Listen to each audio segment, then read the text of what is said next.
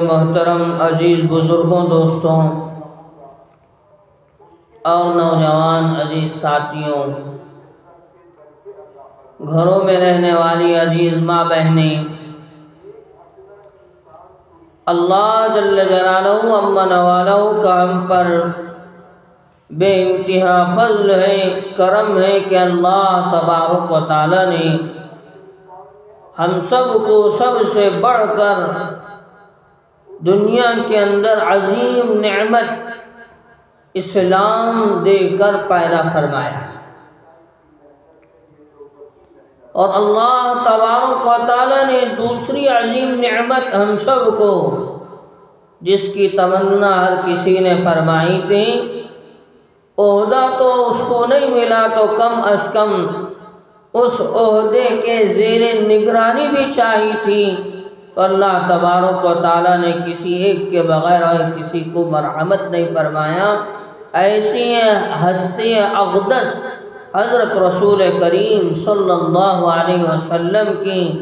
ذات اقدس اللہ تعالیٰ نے ہم سب کو مرحمت فرمائی۔ اللہ تبارک و تعالیٰ نے حضرت رسول اللہ صلی اللہ علیہ وسلم کی ہر موڑ پر، ہر وقت میں، ہر لمحے میں، ہر گھڑی میں عزت افزائی فرمائی۔ اللہ کے نبی صلی اللہ علیہ وسلم کو بلند کر کے، اعلیٰ کر کے، ارفع کر کے بتایا، تاکہ ان کی امت حضرت رسول اللہ صلی اللہ علیہ وسلم کی عظمت کو، مرتبے کو دیکھ کر ان کی رہبری پانے والی ہو جائے، ان کی عظمت کو، ان کے رتبے کو، ان کے مرتبے کو دیکھ کر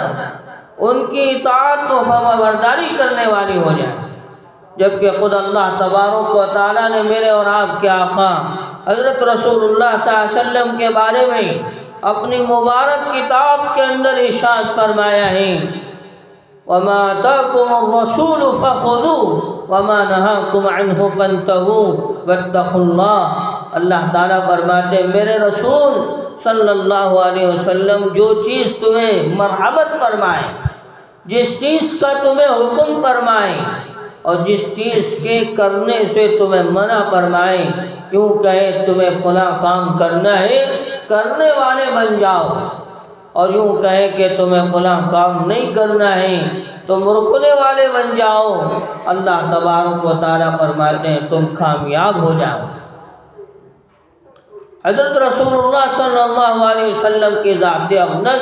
اتنی نرالی اور اتنی بابرکت ذات ہے، اسی لیے اللہ تبارک و تعالیٰ نے موقع در موقع حضرت رسول اللہ صلی اللہ علیہ وسلم کی عزت کو، حضرت رسول اللہ صلی اللہ علیہ وسلم کے نام کو، ان کی عظمت کو ہمیشہ بلند فرمایا اور ترقی پر ان کے نام کو پہنچایا۔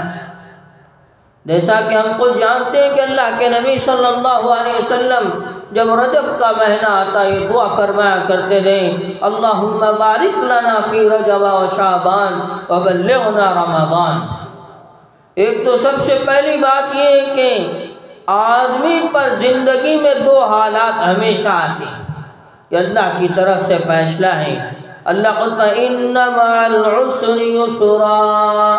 زندگی میں تنگی بھی آئے گی، زندگی میں اچھائی بھی آئے گی۔ ایسے نہیں کہ آدمی ہمیشہ اچھائی میں، مزے میں، راحت میں، چین میں، سکون میں رہے گا، اسے کبھی مصیبت پریشانی نہیں آئے گی۔ ایسے فیصلہ بھی غلط ہے اور ایسے سوچنا بھی غلط ہے۔ اگر ہم دیکھیں کہ بڑے سے بڑا آدمی ہے، مال و دولت خوب ہے، عیاشی میں نظر آ رہا ہے، فراحت میں نظر آ رہا ہے، سکون میں نظر آ رہا ہے، آرام طلبی میں نظر آ رہا ہے،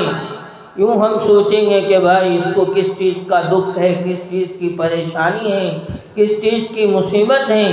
اس پر تو کسی چیز کا کوئی مسئلہ نہیں ہے۔ ہم اگر اس سے پوچھیں گے تنہائی میں بٹا کر، تیرے پاس اللہ نے مال بھی دیا ہے، راحت بھی دیا ہے، چین بھی دیا ہے، سکون بھی دیا ہے، ہر طرح کی فراوانی تیرے پاس ہے، کیا بتا تیرے کو کوئی مصیبت ہے؟ وہ آدمی کہے گا حضرت سب سے زیادہ ہم پر مصیبتیں، سب سے زیادہ ہماری پریشانیاں ہیں، اللہ خود فرماتے لا یکلف اللہ نفسا الا وسعها، آدمی کو ہم اس کے سہنے کے بقدر ضرور تکلیف میں مبتلا کریں، اس سے بڑھ کر اللہ کی طرف سے اس پر تکلیف نہیں آتی ہے جتنا آدمی سہ نہیں سکتا ہے۔ اگر اللہ نے کسی کو مالدار بنایا ہے اس کے بقدر اللہ اس کو تکلیف میں، تنگی میں ضرور مبتلا کریں گے۔ اگر اللہ نے کسی کو غنی بنایا ہے غربت کے مطابق اس کے اوپر تکلیف آئے گی، تنگی آئے گی۔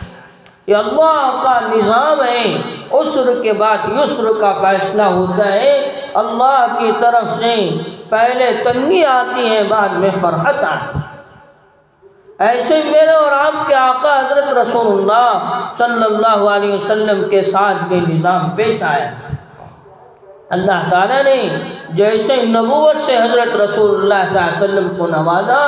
اللہ کے دین کی دعوت کا کام میرے اور آپ کے آقا حضرت رسول اللہ صلی اللہ علیہ وسلم نے شروع فرمایا تو اپنے بیگانے بن گئے۔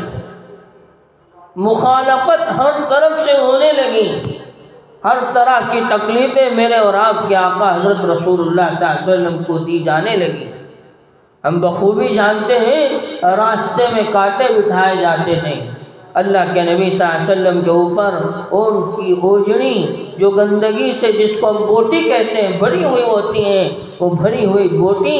ایک گائے کی بوٹی ایک آدمی نہیں اٹھا سکتا، دو چار لوگ اندر جب گوبر بھرا ہوتا ہے اٹھانا پڑتا ہے، اتنا وزن ہوتا ہے۔ اونٹ کی اوجڑی اور بوٹی کتنی وزن ہوگی ہم اندازہ لگا سکتے ہیں، اتنی وزن بوٹی لا کر میرے اور آپ کے آقا حضرت رسول اللہ صلی اللہ علیہ وسلم پہ ڈال دیتے تھے۔ گلے میں رسی ڈال کے کھینچا جاتا تھا، اوپر سے کوڑا کرکٹ ڈالا جاتا تھا۔